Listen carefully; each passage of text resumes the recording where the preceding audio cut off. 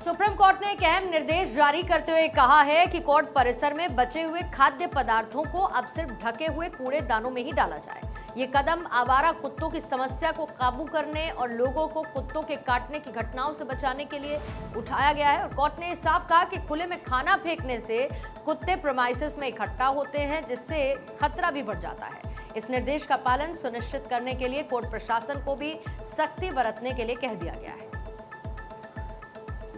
कि हाल ही में supreme court परिसर में आवारा कुत्तों की वजह से कई शिकायतें भी सामने आई थी। वकीलों, कर्मचारियों, आने जाने वाले लोगों को कुत्ते काटने की घटनाओं के बाद ये सवाल उठाया गया। इसके बाद कोर्ट ने इस मसले को गंभीरता से लिया। बचे हुए खाने के खुले में फेंके जाने के बाद कुत्ते खाने के तलाश में परिसर में आ जाते हैं और इससे कई सारी ऐसी घटनाएं भी सामने आई। कोर्ट ने ये माना कि सही तरीके से अगर कूड़ा प्रबंधन होता है तो समस्या का समाधान हो सकेगा और कारगर हल भी निकल सकेगा।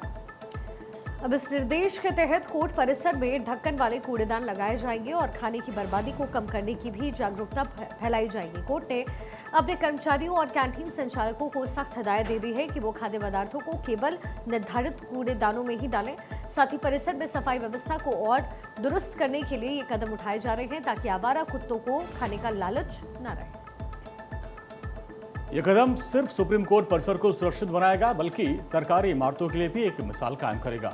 कोर्ट ने यह भी कहा कि अगर इन नियमों का पालन नहीं हुआ तो जिम्मेदार लोगों के खिलाफ कार्रवाई की जाएगी। इस निर्देश से न केवल जानवरों से जुड़ी घटनाओं में कमी आएगी, बल्कि परिसर की स्वच्छता और व्यवस्था बेहतर हो जाएगी। ये कदम पर्यावरण और सुरक्षा दोनों के लिहाज से काफी अहम माना जा रहा है।